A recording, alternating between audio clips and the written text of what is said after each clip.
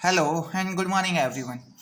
आज की इस लेक्चर में हम टाइम डिपेंडेंट परटर्बेशन थ्योरी को ही कंटिन्यू रखेंगे और टाइम डिपेंडेंट परटर्बेशन थ्योरी के ऊपर अपना ये थर्ड लेक्चर है। सबसे जो फर्स्ट लेक्चर था उसमें हमने टाइम डिपेंडेंट परटर्बेशन थ्योरी के बेसिक इंट्रोडक्शन के बारे में पढ़ा और हमने वहाँ पे जो ट्रांजिशन प्रोबेबिलिटी है वो ट्रांजिशन प्रोबेबिलिटी हमने वहाँ पे निकाल के बताई। उसके बाद हम बात करें सेकेंड लेक्चर की, तो सेकेंड लेक्चर में हमने क्या पढ़ा था। सेकेंड लेक्चर में हमने उन दो स्टेट्स के बीच में कांस्टेंट परटर्बेशन अप्लाई की थी और ये देखा था कि ट्रांजिशन प्रोबेबिलिटी क्या होगी। और साथ में हमने यहाँ पे एक ग्राफ भी क्या किया था, प्लॉट किया था, जहाँ पे हमने देखा था जो ट्रांजिशन प्रोबेबिलिटी है P(n)m², ये डायरेक्टली प्रोपोर्शनल थी किसके, T² के, और ये ओनली ऑन इसी रीजन के अंदर क्या था, ये T² के डायरेक्टली प्रोपोर्शनल था। ठीक है, आज के इस लेक्चर में हम क्या करने वाले हैं, perturbation apply for long time. Means मेरे पास दो स्टेट होंगी, ये मैंने स्टेट फर्स्ट मान ली, ये स्टेट मैंने सेकंड मान ली। फर्स्ट स्टेट को मैंने बोला साई ए और सेकंड स्टेट को बोला मैंने साई बी। फर्स्ट स्टेट के कोरस्पोंडिंग जो एनर्जी है वो मैंने बोल दिया ई ए और सेकंड स्टेट के कोरस्पोंडिंग जो एनर्जी है उसको बोल दिया मैंने ई बी। ठीक है, अब इन दोनों स्टेट के बीच में मैंने लॉन्ग टाइम के लिए कांस्टेंट परटर्बेशन अप्लाई कर दी। अब लॉन्ग टाइम के लिए कांस्टेंट परटर्बेशन अप्लाई की, इसका मतलब क्या है कि मैं बाहर से जो करेक्शन टर्म ऐड करूंगा उसके अंदर कोई भी चेंज नहीं आने वाला टाइम के साथ, वो बिल्कुल वैसी की वैसी रहेगी।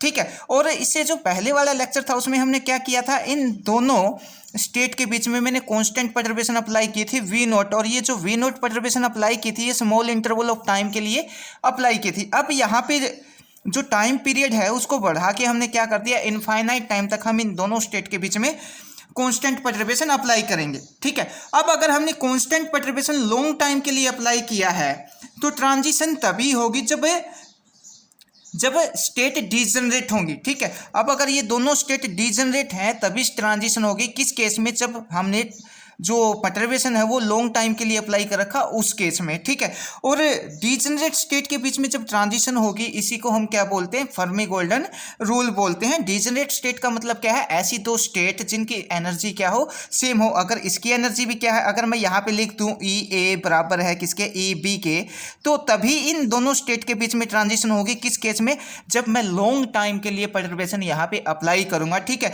और इसी को हमने नाम दिया है फर्मी गोल्डन रूल, जो ट्रांजिशन प्रोबेबिलिटी के बारे में अपने को बताता है। ठीक है, तो हम यहाँ पे बोल सकते हैं कि फर्मी गोल्डन रूल क्या बोलता है, फर्मी गोल्डन रूल यही बोलता है कि दो स्टेट के बीच में तभी ट्रांजिशन होगी जब वो दोनों स्टेट क्या है, डीजनरेट है, मतलब दोनों स्टेट की एनर्जी क्या है, सेम है। ठीक है, तो आई होप आपको ये फिजिकली समझ आ गया होगा। उसके बाद हम बात करें ट्रांजिशन रेट। ठीक है, अब जो ट्रांजिशन रेट है उसको हम कैसे डिफाइन करेंगे, transition probability per unit time. Transition probability क्या निकाली थी हमने, P(n)m निकाली थी। अब इसको क्या कर दे, पर यूनिट टाइम कर दे, तो इसको हमने क्या बोल दिया, ट्रांजिशन रेट बोल दिया।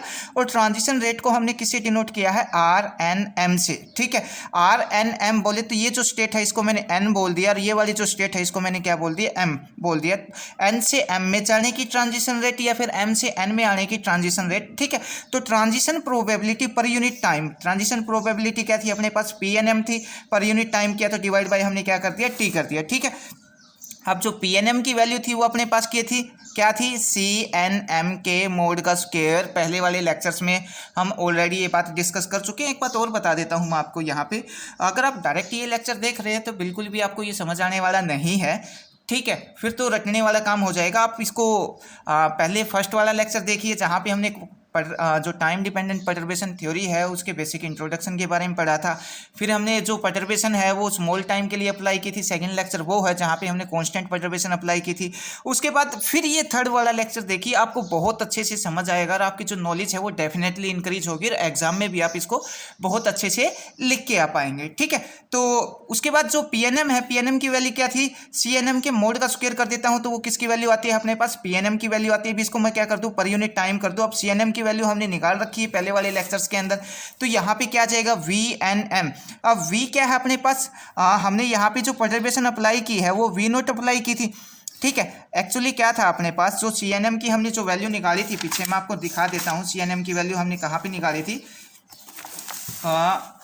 ये वाली जो वैल्यू है। ठीक है, ये वैल्यू हमने निकाल रखी CNM की। तो यहाँ पे क्या था, HNM था। अब इस HNM को अगर मैं दूसरे तरीके से लिखना चाहूँ तो कैसे लिख सकता हूँ, इस टाइप से लिख सकता हूँ। ठीक है, अब हमने पहले वाले लेक्चर्स में क्या पढ़ा था कि जो परटर्बेशन मैं अप्लाई कर रहा हूँ स्मॉल टाइम के लिए, वो परटर्बेशन कितना है, V0 है। ठीक है, तो यहाँ पे मैं इसकी जगह क्या पुट कर दूंगा, H प्राइम किसके बराबर है, V0 के बराबर है। तो मैं यहाँ पे क्या कर दूंगा, M और ये V0 और साथ में N।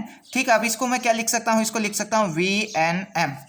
ठीक है, तो यहाँ पे ये ऐसे आया हुआ है।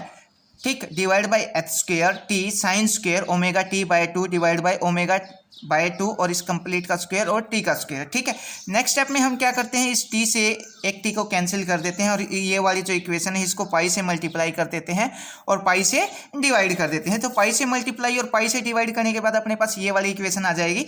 ठीक है, अब ये वाला जो पार्ट है इसको हम सोल्व करते हैं। इसको सोल्व करने के लिए हम ड्राग डेल्टा की प्रॉपर्टी का यूज करते हैं। ड्राग डेल्टा की प्रॉपर्टी हमने कौन सी ली है, यहाँ पे ये वाली प्रॉपर्टी का हमने यूज किया। ठीक है, sine square x t divide by pi x square t equal to del x. ठीक है, ये साइन स्क्वेयर यहाँ पे एज इट इज, ये वाला sine square as it is. ठीक है, अब यहाँ पे अपने पास क्या है, ओमेगा टी बाय 2, इसको मैं ऐसे लिख लेता हूँ, ओमेगा बाय 2 इंटू टी। ठीक है, तो ये जो x है, x किसको रिप्रेजेंट करेगा, x रिप्रेजेंट करेगा यहाँ पे ओमेगा बाय 2 को रिप्रेजेंट कर देगा। ठीक है, और जो t है उस t की जगह हमने t ले लिया। ठीक है, डिवाइड बाय ये पाई है, ये पाई है, और ओमेगा बाय 2 का जो होल स्क्वायर है इसको हमने क्या बोल दिया, एक्स स्क्वायर बोल दिया, t एज इट इज रख लिया। इसको हम क्या लिखेंगे, इस कंप्लीट टर्म को हम लिखेंगे डेल एक्स। एक्स की वैल्यू क्या है अपने पास, एक्स की वैल्यू है ओमेगा बाय 2। ठीक है, तो ड्राग डेल्टा की प्रॉपर्टी का यूज करके हमने इसको यहाँ पे अब लिख देंगे। ठीक है, अब ये कब है, जब अपने पास जो लिमिट है, लिमिट कितना होगी, t टेंस टू इनफाइनाइट होगी। ठीक है, तो हमने यहाँ पे ये वाली जो इक्वेशन है PNM, ये फर्स्ट टर्म यहाँ पे एज इट इज रखी, इसके ऊपर हमने क्या कर दिया, लिमिट अप्लाई कर दी t टेंस टू इनफाइनाइट, क्योंकि हम लॉन्ग टाइम के लिए परटर्बेशन अप्लाई कर रहे हैं, इसलिए हमने बोला t टेंस टू इनफाइनाइट। ठीक है, अब इसको हम आगे नेक्स्ट स्टेप में कैसे चेंज कर देंगे, डेल तो अपने पास एज इट इज रहेगा और ये x है, x की जगह हम क्या रख देंगे, ओमेगा बाय 2 रख देंगे अगले स्टेप में इसकी जगह। ठीक है, तो नेक्स्ट स्टेप में हमने यहाँ पे यही कर रखा है। तो फर्स्ट वाली term as it is, second की तरह डेल ओमेगा बाय 2 हमने यहाँ पे रख दिया। अब जो ओमेगा है, ओमेगा एन एम की वैल्यू क्या होती थी अपने पास, A M minus A N, first lecture के अंदर हमने निकाली थी, डिवाइड बाय 2। ये वाली वैल्यू उठा के मैं यहाँ पे रख दूंगा। ठीक है, तो अपने पास ये वाली इक्वेशन आ जाएगी।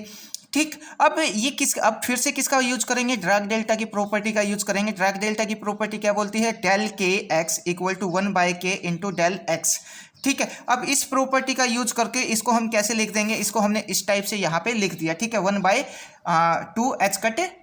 अब यहाँ पे ये जो एक एच कट है, इससे एक एच कट क्या हो जाएगा, कैंसिल हो जाएगा, और जो बची हुई टर्म है वो R N M equal to ये आ जाएगा 2 पाई, इसके डिवाइड में 2 है तो ऊपर चला जाएगा 2 पाई बाई एच कट। ये वाली टर्म एज इट इज और ये वाली टर्म हमने यहाँ पे एज इट इज लिख ली। ठीक है, तो ये हमने किसकी वैल्यू निकाली है, ये हमने निकाली है transition rate per unit time, हमने यहाँ पे निकाल लिया। ठीक, अब नेक्स्ट स्टेप में क्या करते हैं, यहाँ से अगर मैं इस PNM को तो यहीं रखता हूँ, टी को उठा के मैं उस तरफ लेके चला जाता हूँ, तो मेरे पास क्या आ जाएगी, ट्रांजिशन प्रोबेबिलिटी आ जाएगी।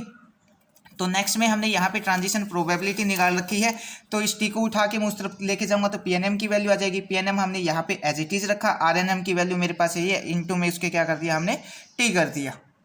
तो ये आ जाएगी अपने पास ट्रांजिशन प्रोबेबिलिटी, किसके लिए, जब हम परटर्बेशन को लॉन्ग टाइम के लिए अप्लाई करेंगे उस केस में।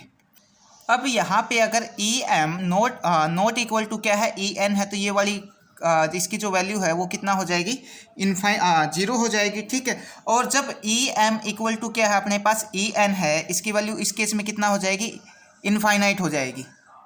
और दो स्टेट की जो एनर्जी है वो इक्वल कब होती है, डीजेनरेट केस के अंदर क्या होती है, दो स्टेट की एनर्जी इक्वल होती है। तो ये अपने को यहाँ पे क्या बोलता है कि अगर मैं किसी दो स्टेट के ऊपर कांस्टेंट परटर्बेशन अप्लाई करता हूँ तो इन दो स्टेट में ट्रांजिशन तभी होगी जब ये दोनों स्टेट कैसी है, डीजेनरेट स्टेट है, मीन्स दोनों की एनर्जी क्या है, सेम है। इसी को हम क्या बोलते हैं, फर्मी गोल्डन रूल बोलते हैं। तो आई होप आपको ये जो पर्टर्बेशन है जो हमने लॉन्ग टाइम के लिए अप्लाई की है ये आपको समझ में आ गया होगा। इसके ऊपर एक लेक्चर और होने वाला है जिसके अंदर हम फर्मी गोल्डन रूल के बारे में स्टडी करेंगे, और वो लेक्चर इस वीडियो के डिस्क्रिप्शन में मिल जाएगा, और जो फर्स्ट वीडियो है उसके डिस्क्रिप्शन में ऑल सबके लिंक आपको मिल जाएंगे, ठीक है। और इसमें अगर आपको कोई प्रॉब्लम हो इस लेक्चर में या पहले वाले लेक्चर्स में तो आप मैसेज करके या कमेंट करके पूछ सकते हैं।